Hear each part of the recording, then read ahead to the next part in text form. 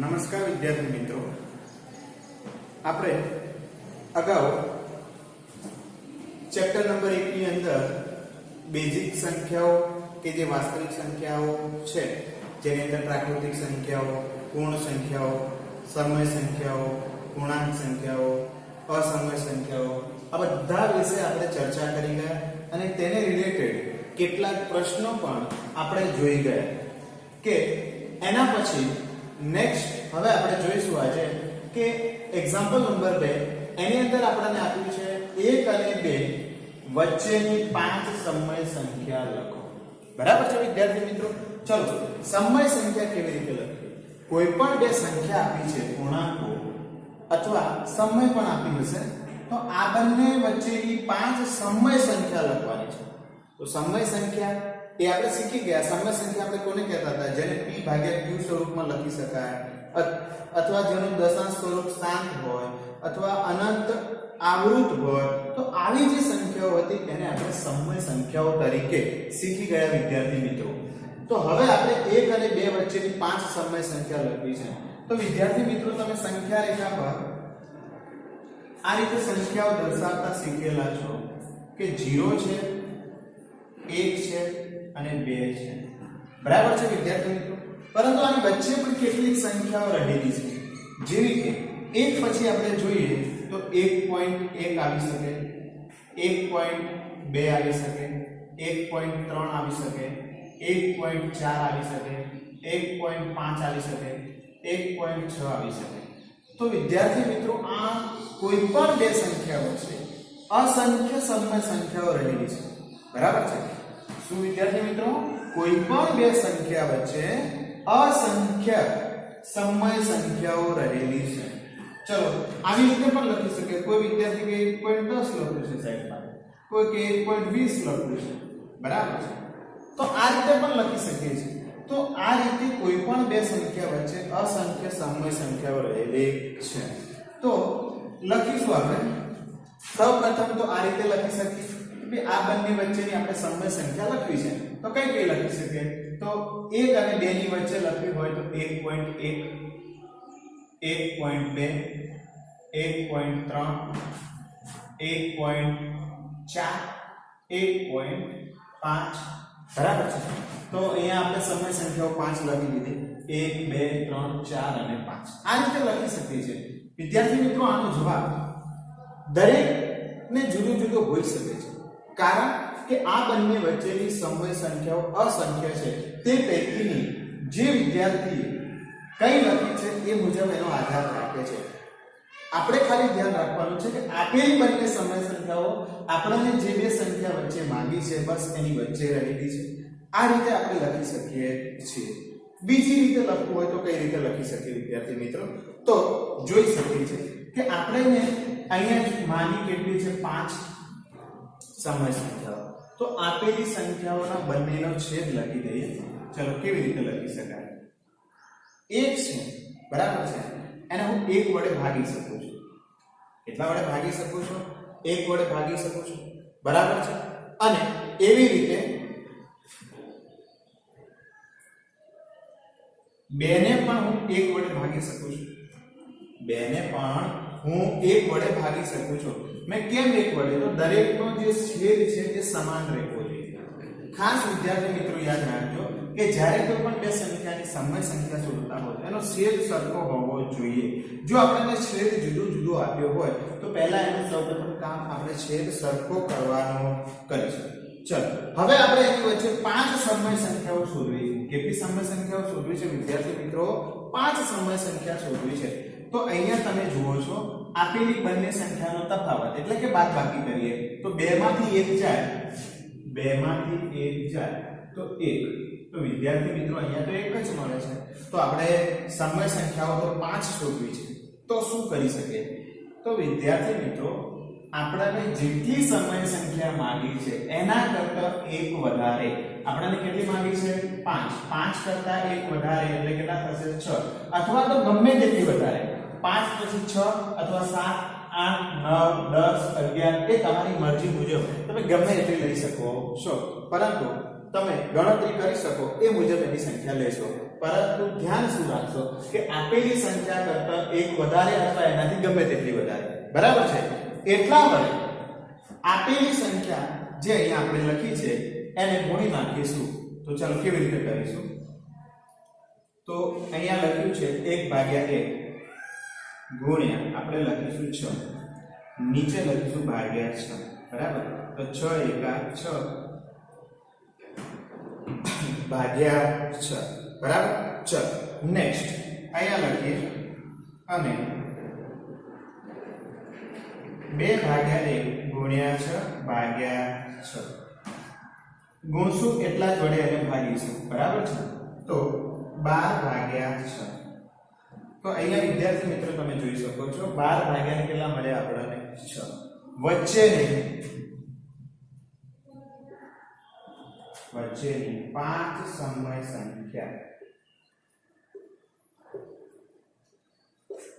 સમય સંખ્યા નીચે મુજબ છે. તો વિદ્યાર્થી મિત્રો શું કર્યું કે આપણને જેટલી સમય સંખ્યાઓ માંગી છે એને જો આ રીતે તમે લખો તો લખી શકો છો, જવાબ સાચો છે. પરંતુ એક એડવાન્સ સ્ટેપની અંદર આવી રીતે પણ આપણે લખવું હોય તો લખી શકીએ છીએ. દરેકમાં સામાન્ય રીતે જો લખવું હોય તો આપણે શું કરીશું? તો એને 5 છે તો એક સમય સંખ્યા વધારે, પહેલા તો બંનેનો છેદ સમાન બનાવીશું. જો છેદ જુદું જુદું હશે તો આપણે લખીશું નહીં. અહીંયા છેદ આપ્યો નથી તો આપણે એક લખી શકીએ છીએ, બરાબર છે. ચલો એક છેદ લખ્યો. હવે 6 સમય સંખ્યા 6 વડે આપણે બંનેને ગુણીશું. તો 6/6 ગુણ્યા અને ભાગ્યા, તો આપણને મળ્યા 6/6 અને 12/6. આ બંને કરશું તો આપણે જે માંગી એ સંખ્યા છે. તો એ સંખ્યા વચ્ચેની 5 સમય સંખ્યા હવે આપણે લખવી હોય તો કેવી રીતે લખી શકીએ? ચલો 6/6 છે એના વચ્ચેની લખવાની છે. તો 6 પછી કેટલા આવશે? 7/6. એના પછી જોઈએ તો 8/6. એના પછી જોઈએ તો 9/6, 10/6, 11/6. તો વિદ્યાર્થી મિત્રો આ થઈ ગઈ આપણી 5 સમય સંખ્યાઓ 1 2 3 4 અને 5. હવે દરેકનો જવાબ જુદો જુદો હોઈ શકે. ચલો વિદ્યાર્થી મિત્રો હવે આપણે સ્વાધ્યાય 1.1 જોઈશું, જેની અંદર દાખલા નંબર 1 આપણને આપ્યો છે કે જે શું કહે છે કે 0 એ સમય સંખ્યા છે. 0 એ સમય સંખ્યા છે. આપણને પ્રશ્ન પૂછ્યો છે કે 0 એ સમય સંખ્યા છે. શું તમે તેને p પૂર્ણાંક તથા q શૂન્યેતર પૂર્ણાંક હોય તેવા pq માટે p/q સ્વરૂપમાં લખી શકશો? એટલે કે આ p એવી કોઈ સંખ્યા લો જેને પૂર્ણાંક સંખ્યામાંથી હોવી જોઈએ અને q પણ પૂર્ણાંકમાં હોવી જોઈએ પરંતુ 0 હોવી જોઈએ નહીં. એનો મતલબ q not equal to 0. શૂન્યેતર પૂર્ણાંક, શૂન્ય સિવાયની. શૂન્યેતર પૂર્ણાંક એટલે શૂન્ય સિવાયની. એટલે એનો મતલબ કે q ને પૂર્ણાંકમાં લેવાનો પરંતુ 0 તરીકે લેવાનો નહીં. 0 એની જગ્યાએ લઈ લેવાનો. એના સિવાયની કોઈ પણ પૂર્ણાંક સંખ્યા તમે લઈ શકો, બરાબર છે. હોય તેવી pq સંખ્યા જે કોઈ પણ હોય એના માટે તમે 0 ને p/q સ્વરૂપમાં લખી શકશો. તો સૌપ્રથમ વિદ્યાર્થી મિત્રો અહીંયા આપણે કહેશું કે ભાઈ 0 એ સમય સંખ્યા છે. તો આપણે વિદ્યાર્થી મિત્રો અગાઉ જોઈ ગયા કે સમય સંખ્યાની અંદર 0 નો સમાવેશ થાય છે. તો હા 0 એ સમય સંખ્યા છે, બરાબર છે. હવે એને p/q સ્વરૂપમાં લખ્યું છે તો આપણે એક ઉદાહરણ લખી દઈએ કે 0 બરાબર આપણે શું લખી શકીએ? 0/1. 0 બરાબર આપણે લખી શકીએ 0/1 અને 0/1 એટલે 0, બરાબર છે. અથવા આપણે લખી શકીએ 0 બરાબર 0/2, બરાબર છે. તો આ સમજી લો p છે અને આ q છે તો p/q સ્વરૂપ. તો હા આપણે એને p/q સ્વરૂપમાં પણ લખી શકીએ છીએ. તો આ થઈ ગયો આપણો જવાબ કે એને p/q સ્વરૂપમાં લખવું હોય તો 0 બરાબર 0/1, 0 બરાબર 0/2, બરાબર છે. ચલો નેક્સ્ટ દાખલો જોઈએ. તો વિદ્યાર્થી મિત્રો દાખલા નંબર 2 માં આપણને 3 અને 4 વચ્ચે 6 સમય સંખ્યાઓ માંગી છે. કેટલી સમય સંખ્યાઓ માંગી છે? 6. ચલો લખવી હોય તો કેવી રીતે લખી શકીએ? તો આપણે જાણીએ છીએ 3 અને 4 વચ્ચે અસંખ્ય સમય સંખ્યાઓ છે. આપણે લખીએ તો આવી રીતે લખી શકીએ 3.1, 3.2, 3.3, 3.4 3.5 3.6 બરાબર છે. તો અહીંયા કેટલી સંખ્યા માંગી છે? 6. તો 6 સંખ્યા મળી ગઈ. 1 2 3 4 5 અને 6 વિદ્યાર્થી મિત્રો. જો આને p ભાગ્યા q સ્વરૂપમાં માંગી હોય કે p ભાગ્યા q સ્વરૂપમાં 3 અને 4 વચ્ચેની 6 સમય સંખ્યાઓ દર્શાવો, તો p ભાગ્યા q સ્વરૂપમાં કેવી રીતે લખી શકીએ? 3.1 તો 31 ભાગ્યા 10, 32 ભાગ્યા 10, 33 ભાગ્યા 10, 34 ભાગ્યા 10, 35 ભાગ્યા 10 અને 36 ભાગ્યા 10.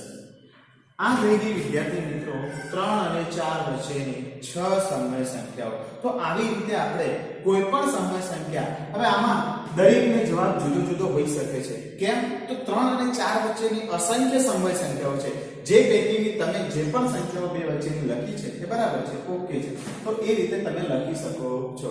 અથવા તો મેં તમને શીખ્યું એ મુજબ કે ભાઈ આને તમારે આ રીતે પણ લખ્યું તો લખી શકો છો કે 3 ભાગ્યા 1 છેદ સરખો કરી દો અને 4 ભાગ્યા 1. ચલો, બંનેનો તફાવત 4 માં 3 જાય છે 1. જો બંને વચ્ચેનો તફાવત 6 ન હોય તો તમારે શું કરવાનું? તો 6 ની અંદર 1 ઉમેરી દો એટલે 7, અથવા તમે 8 9 10 કોઈ પણ વડે ગુણી શકો છો. તો ચલો હું 7 વડે ગુણું તો 7 વડે ઉપર અને 7 વડે નીચે ગુણું, 7 વડે ઉપર અને 7 વડે નીચે ગુણી દો. તો આવું થશે 3 ગુણ્યા 7 ભાગ્યા 7. તો 7 તારી 21 ભાગ્યા 7 અને અહીંયા ગુણશો તો 4 ગુણ્યા 7 1 ગુણ્યા 7 તો 7 ચોક 28 ભાગ્યા 7. ચલો આની વચ્ચેની કેટલી સમય સંખ્યાઓ માંગી છે? 6 લખી દો. 22 ભાગ્યા 7, 23 ભાગ્યા 7, 24 ભાગ્યા 7, 25 ભાગ્યા 7, 26 ભાગ્યા 7. તો આ રીતે તમારી જેટલી સમય સંખ્યાઓ માંગી છે એ સમય સંખ્યાઓ તમને મળી શકે છે. તમે 10 વડે પણ ગુણી શકો છો. આના કરતા એક વધુ અથવા ગમે એટલા વધુ વડે તમે ગુણી અને આ રીતે સંખ્યાઓ શોધી શકો છો. ચલો આમાં તમને ખ્યાલ આવી ગયો હશે વિદ્યાર્થી મિત્રો. ચલો વિદ્યાર્થી મિત્રો, દાખલા નંબર 3 એની અંદર પણ આપણને કંઈક એવું જ આપ્યું છે કે 3 ભાગ્યા 5 અને 4 ભાગ્યા 5 વચ્ચેની 5 સમય સંખ્યાઓ લખો. ચલો 5 સમય સંખ્યાઓ માંગી છે, તો 5 સમય સંખ્યા કેવી રીતે શોધીશું? તો અહીંયા સૌપ્રથમ જોઈશું. ચલો બંનેના છેદ સમાન છે તો કોઈ પ્રશ્ન નથી. ચલો બંનેનો તફાવત, અંશનો તફાવત જો માંગ્યો એટલી સંખ્યા હોય તો ઠીક, ન હોય તો આપણે એને આગળની રીત મુજબ આગળ વધીશું કે 4 અને 3 માંથી જાય તો 1. તો વિદ્યાર્થી મિત્રો 5 સંખ્યાઓ નહીં મળી શકે. એટલા માટે આપણે 5 કરતા 1 વધુ, કેટલા માટે કે અહીંયા જે 5 માંગી છે એ આની વચ્ચે આવી જાય તો એને 1 વધુ ભાગીશું તો એ રીતે શોધીશું તો જ આપણને 5 સંખ્યાઓ મળશે. તો 5 થી 1 વધુ એટલે 6, અથવા તો તમે એનાથી ગમે તેટલા વધુ વડે ગુણશો. તો જોઈએ વિદ્યાર્થી મિત્રો 3 અને 5 4 ભાગ્યા 5 વચ્ચેની 5 સમય સંખ્યાઓ માટે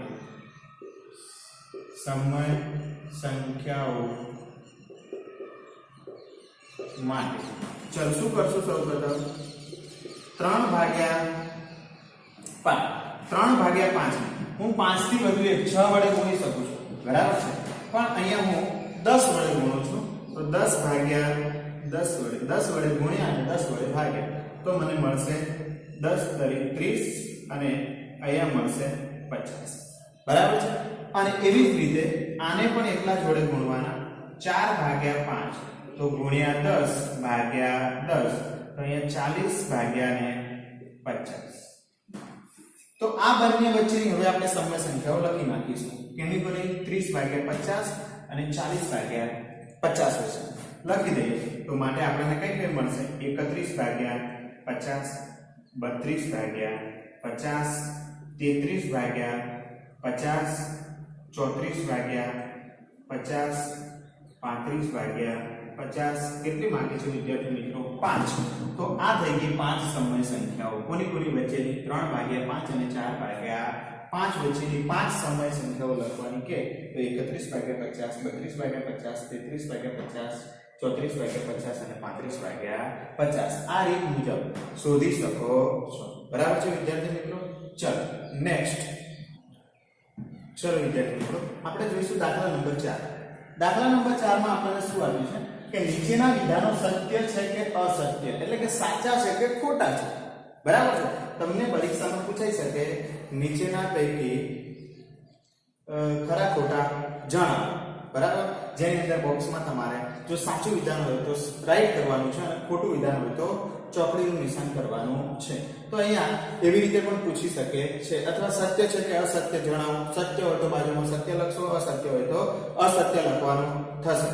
ચલો વિદ્યાર્થી મિત્રો, અહીંયા પહેલું વિધાન આપણને આપ્યું છે કે દરેક પ્રાકૃતિક સંખ્યા એ પૂર્ણ સંખ્યા છે. દરેક પ્રાકૃતિક સંખ્યા એ પૂર્ણ સંખ્યા છે.